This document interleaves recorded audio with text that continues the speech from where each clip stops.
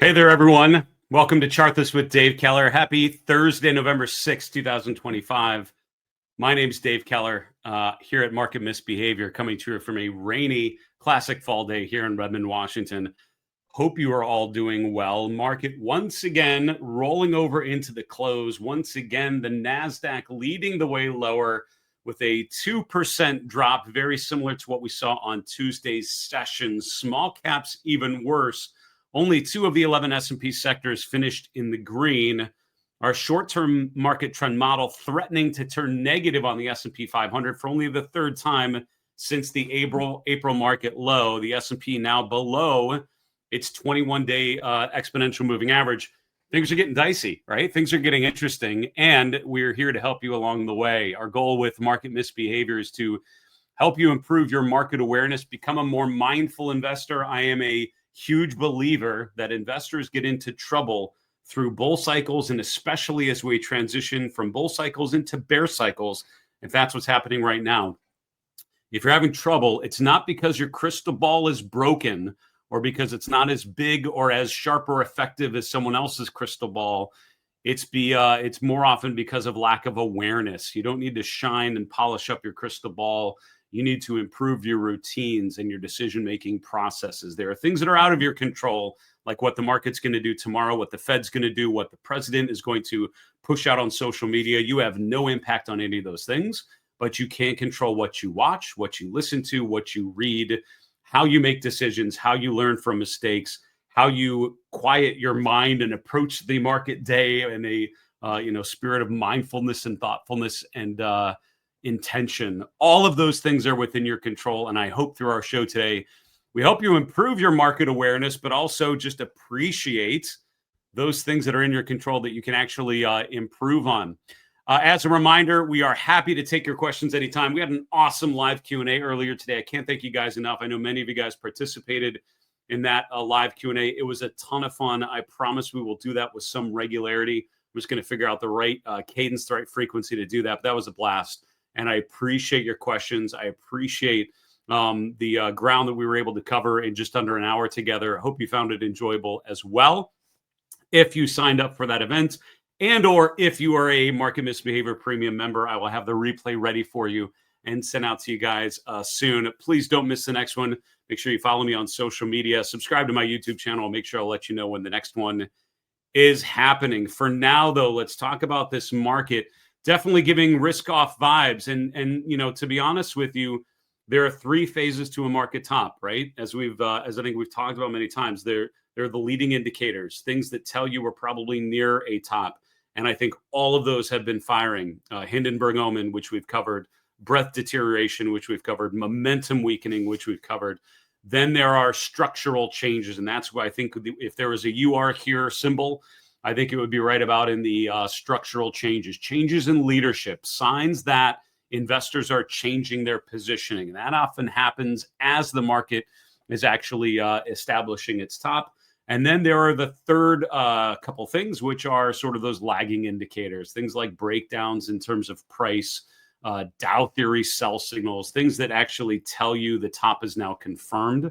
I think we're in that middle section. We're looking for structural changes, which means we want to focus on technology and see if there's weakness. We're certainly seeing weakness with the NASDAQ once again, down 2%. The bullish percent index on the NASDAQ 100, by the way, now joining the S&P's bullish percent index below 50%. I'll show you that here in a little while. All right.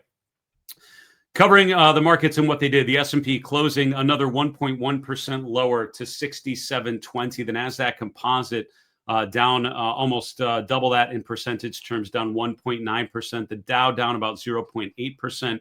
Mid cap, small caps, all down. The S&P 600 small cap index was down 1.4%. But the NASDAQ composite, the worst performer of them all. And all of those indexes that I just mentioned rolled over in the last 30 minutes. We talked about that in yesterday's show, because that last 30 minutes is a good sort of proxy for what institutions are doing. Institutions don't trade a lot out of the open, don't trade a lot in the middle of the day. They kind of save their stuff, especially their bigger orders, for the end of the day. And that's, you know, a long time approach to try to minimize impact on the market. You know, if you're running a big fund, you want to make the changes to your portfolio that you need and for the benefit of the shareholders of the portfolio without minimizing the impact, right? If you telegraph what you're doing, other people will try to get ahead of it. And so there's a whole set of tools and techniques that buy-side trading desks try to do. And one of those things is to wait till later in the day when there's just not a lot of time for other investors to sort of see what's going on and try to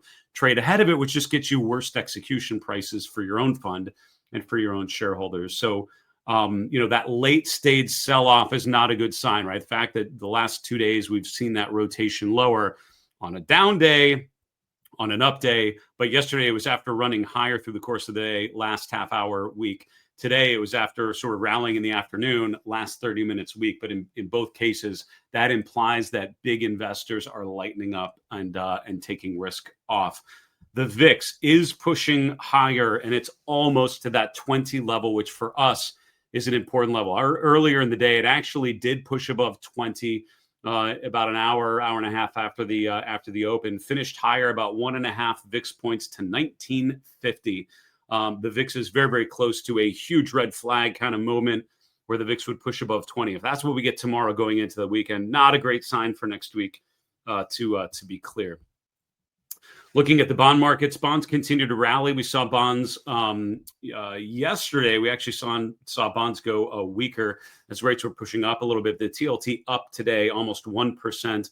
The 10-year point lower, just below 4.1%. The long bond yield is just below 4.7%. This sort of implies a lack of optimism for future economic growth and or risk off rotation as investors are rotating from stocks into bonds. That's kind of the vibe you're getting with the chart today. Dollar moving weaker again today, not by a ton, but certainly not going up today.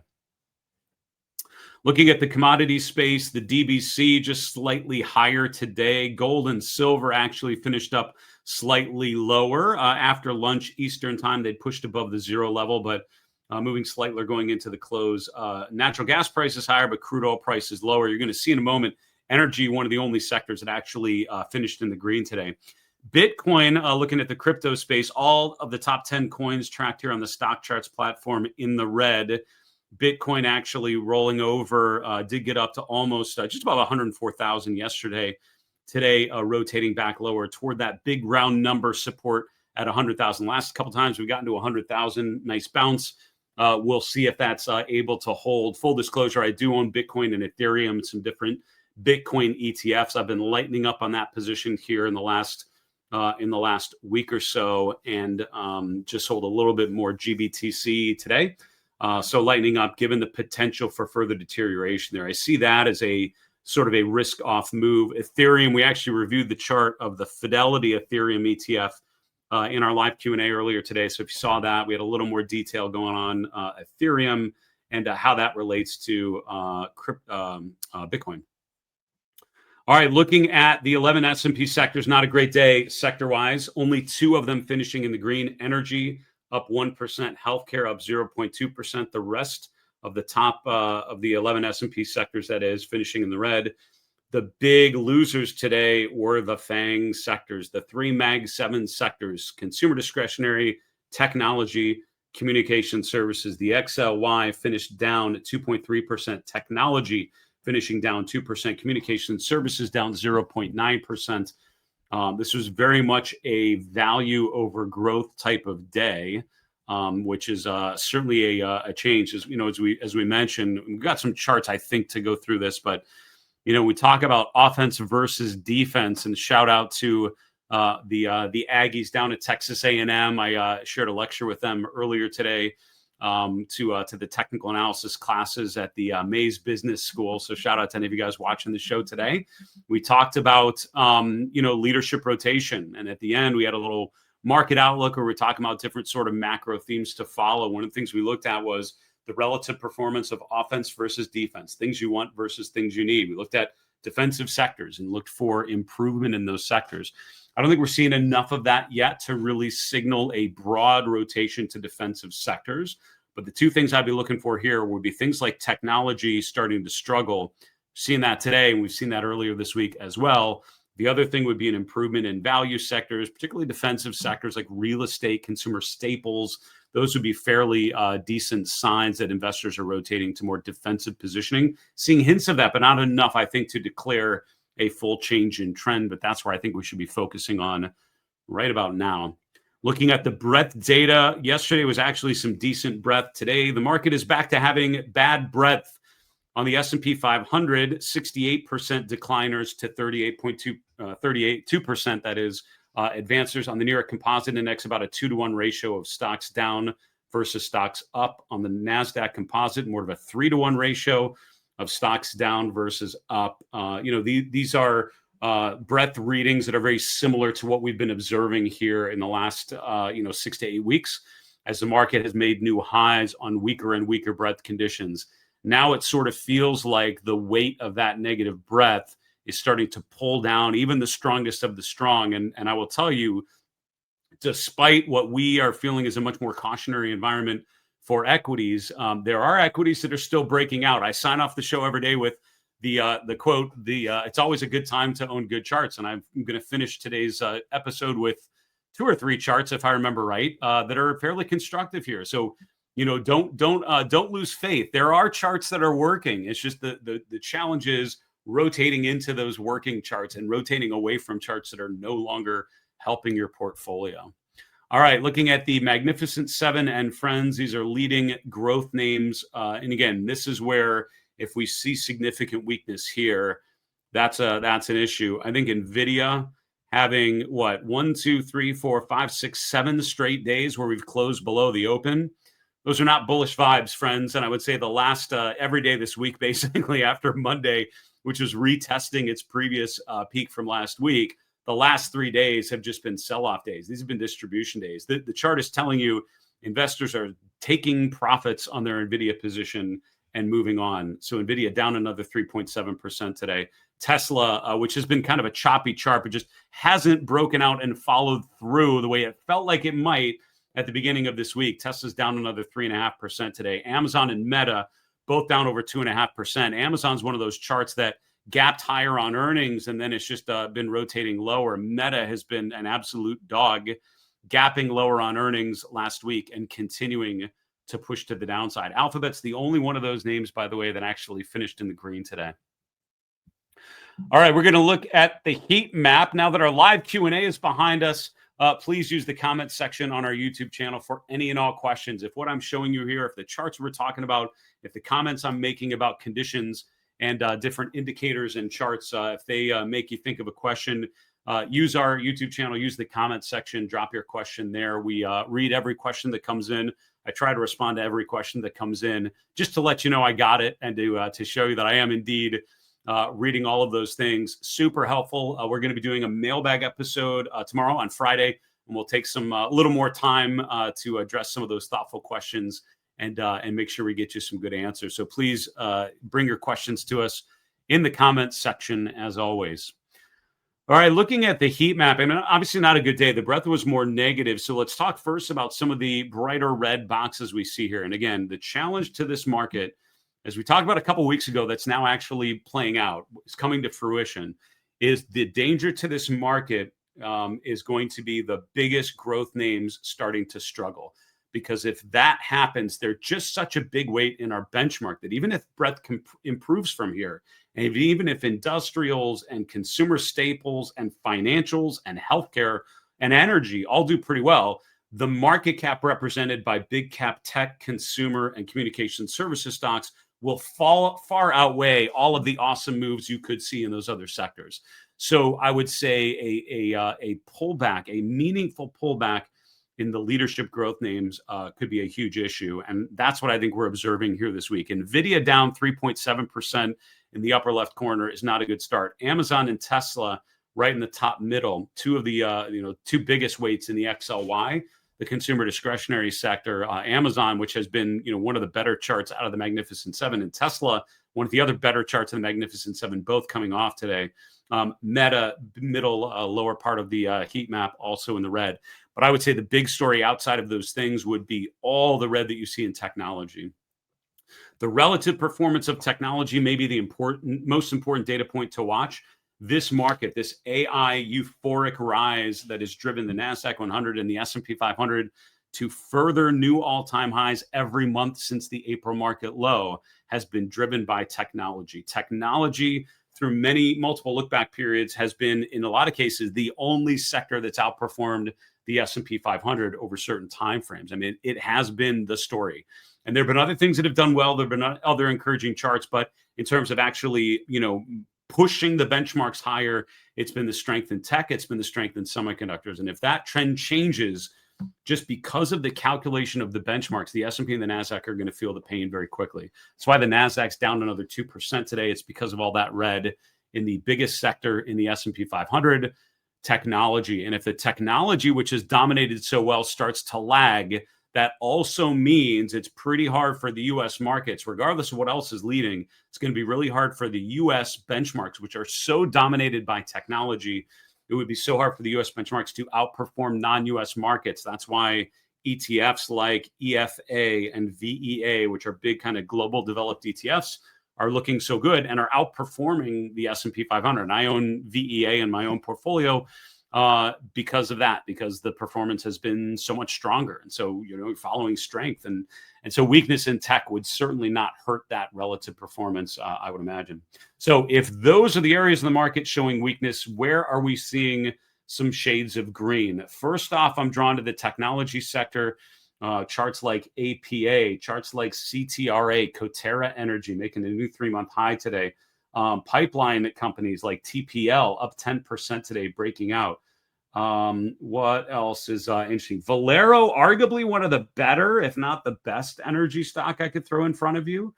Halliburton's pretty good too, but VLO, really nice, almost breaking out there, actually breaking out right at that point. Marathon Petroleum, MPC, almost right there, very much like a VLO. PSX is close to making a new 52-week high. So, don't count on energy. And if you've been avoiding energy because of the consistent underperformance, number one, I don't blame you. Number two, this might be the time where you want to start revisiting that because that is one area of the market that actually is starting to show some strength here.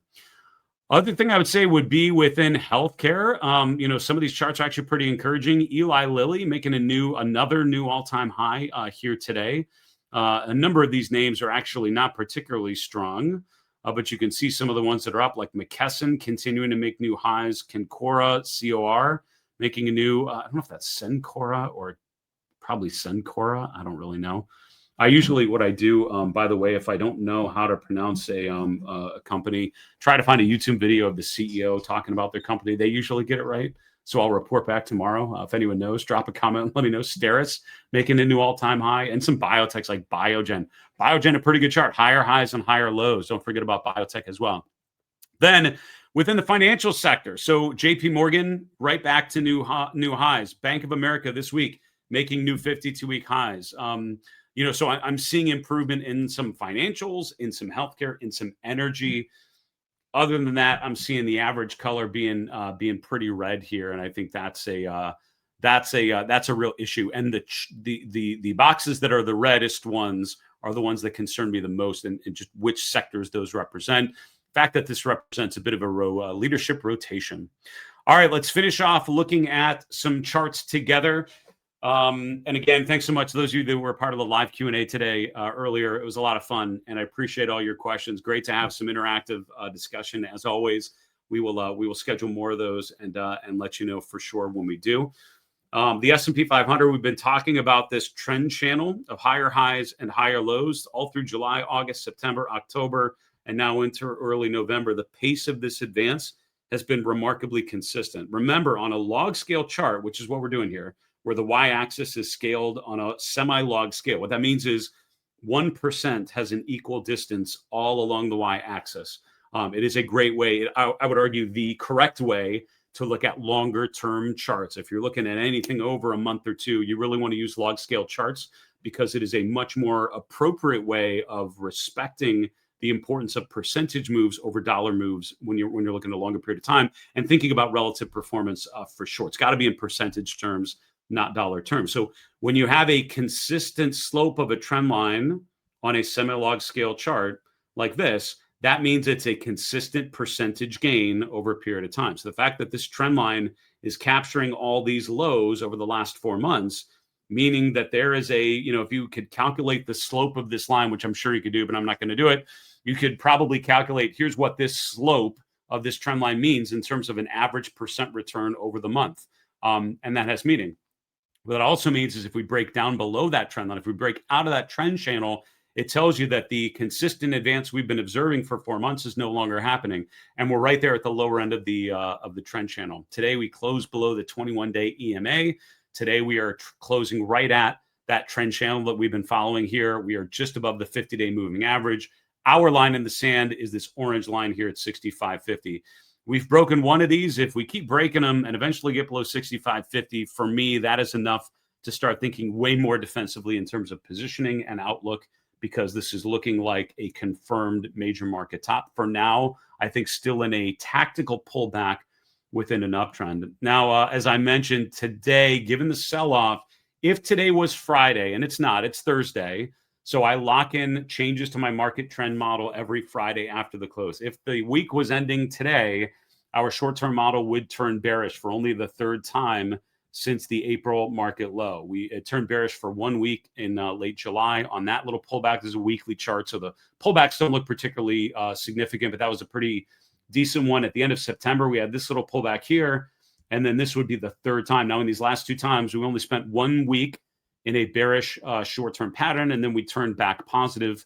So if that would happen, that would be very encouraging and would sort of indicate that this is a short-term tactical pullback that is more of a great buying opportunity leading to the next leg higher. However, the more time we spend below that zero line on the short term, that would be pretty dangerous. We'll see what happens tomorrow on Friday's session, and if we confirm that short-term bearish rotation.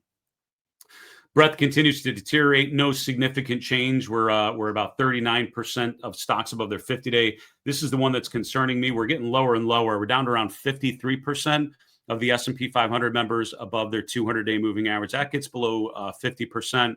Last time we had a new 52-week high, and then this indicator went below 50%, was right about there in early March before a significant decline for another 4 weeks into an April market low. That's the kind of sell-off that pattern would imply. And so that's why I think that's an important chart to watch.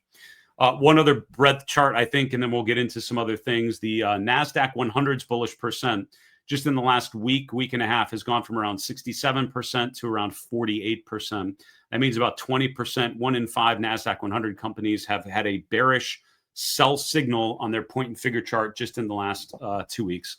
So that's a big change. And these are the NASDAQ 100 names. These are the leadership names. These are the names that have been leading the way higher off of the April low. Weakness in this space is a big red flag for the markets as a whole. The volume has gotten worse. The volume is showing signs of distribution.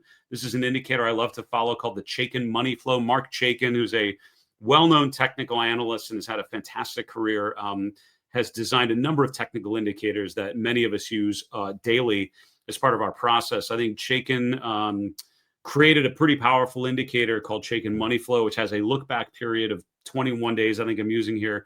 And it basically looks at the daily volume, which are these daily volume bars, but it weights every day's volume based on the movement in price. So if we close near the highs of the day, that day's volume is mostly bullish. If we close near the lows of the day, that day's volume is mainly bearish. And if we close right in the middle of the day, the volume's even and it isn't weighted that heavily. So it's really showing distribution. When you have a market that's going higher, but the Chaikin money flow starts to go lower, that tells you we're starting to see some distribution. And when the Chaikin money flow finally goes below zero, which it's doing this week for the first time since June, that tells you we're seeing distribution. We're seeing big down days on big volume, which is usually a very bearish sign for stocks. That's what we're seeing. Let's check in on some of the weekly sentiment data. Bulls and bears actually almost dead even today in the AAII survey. This is a weekly survey of individual investors. We can see bulls down to around 38%, bears almost identical to around 36%. So a number of people were bullish last week, and in this week's vote basically went neutral, and the bears are still bearish. So people were bullish and now are less bullish, and the bears are still pretty bearish about it. So in the end, pretty even between bulls and bears. The name exposure index coming down to around 90%. Last week, we had pushed above 100%. That was the first time since mid-2024 that the name exposure index had been above 100%. That for us is often a great contrarian sell signal because it tells you money managers in the survey are way too bullish and are positioned that way. So a pullback this week after last week's extreme reading makes a ton of sense. I'm going to spend a moment talking about this chart. This is the Russell 1000 growth and Russell 1000 value indexes. And I'm using the ETFs. The IWF is the Russell 1000 growth ETF. IWD is the Russell 1000 value ETF. Back in my former life at Fidelity, we spent a lot of time digging into benchmarks, because if your fund manager was trying to outperform a benchmark, you needed to study the benchmark as much as possible, because you wanted to try to identify any opportunities to, find strength or weakness in the names in the benchmark. Think about when you wanted to go out of your benchmark and make out of benchmark bets to try to outperform. But we really you would study the indexes deeply to really understand their concentrations, their strengths and weaknesses, to try to figure out how to outperform consistently. And here's the thing: the Russell 1000 growth and Russell 1000 value indexes, and in this case, these ETFs, it sounds like you got a bunch of growth stocks and you got a bunch of value stocks. And so you're looking at the growth bucket versus the value bucket. It's actually more like a Venn diagram. So there's growthy stuff and there's value stuff, but there's a bunch of things in the middle that the good people at the Frank Russell Company say are actually both growth and value. They're included in both buckets. And I'll give you some of the biggest names that are in both of those indexes: Amazon, Alphabet, Meta, Walmart, AMD, Bank of America, Home Depot, Caterpillar, Coca-Cola. Now, some of these are obviously big growthy names like Amazon, Alphabet, and Meta and AMD, but it's also some industrial names like Caterpillar, consumer staples like Coca-Cola. And it's just based on their models that they're using to create these indexes. They show the characteristics of growth and value. So there are also what are called pure growth and pure value ETFs released by Invesco. Those tickers, because I actually don't even remember them, so I'll share them with you now, are RPG is the pure growth and RPV is the pure value indexes. So in the top panel, this is the ratio of the Russell 1000 growth to Russell 1000 value. And if you look at that chart, it sure seems like growth is still outperforming value. Even though it's pulled back a little bit, growth is still doing very well relative to value. But what you have to remember is that there's a bunch of stocks that are included in both of those indexes. So these pure value indexes basically ignore all the stuff that's double counted, and it's just the stuff that's only in growth versus just the stuff that's only in values. This is really more of a pure representation of the growth style versus the value style. And that ratio has been going down since the beginning of August. This dispersion, this differentiation, this divergence between the growth and value comparison, and this is what a lot of people use just because they don't really maybe understand the construction, or just it's easier to just look at growth versus value. And most of the time, these indexes are kind of doing the same thing, as we can see. But this is one of those rare times we're doing something a little bit different. And when you actually look underneath the hood and see what these indexes are actually tracking, you will realize that actually growth as measured by just the pure participant. So this gets rid of the mega cap effect, which a lot of those are the ones that are double counted because they're more mature growth names. When you look at the more classic growth versus value methodology, growth is actually underperforming, and that's accelerating now in October going into November. I wanted to just take a minute sharing that. All right, nuclear. Actually had some questions on the nuclear ETF. NLR is actually a position I just sold this week, and I sold it today after we broke below the 50-day moving average. Nothing would give me greater joy than to see this happen. The last time we broke below the 50-day moving average and closed below it here in mid-August, a couple days later, we went right back above the 50-day moving average. And if I would see that happen here, I would be happy to reinitiate a position because we are just below the 50-day. The RSI is right at 40. It's almost an identical setup.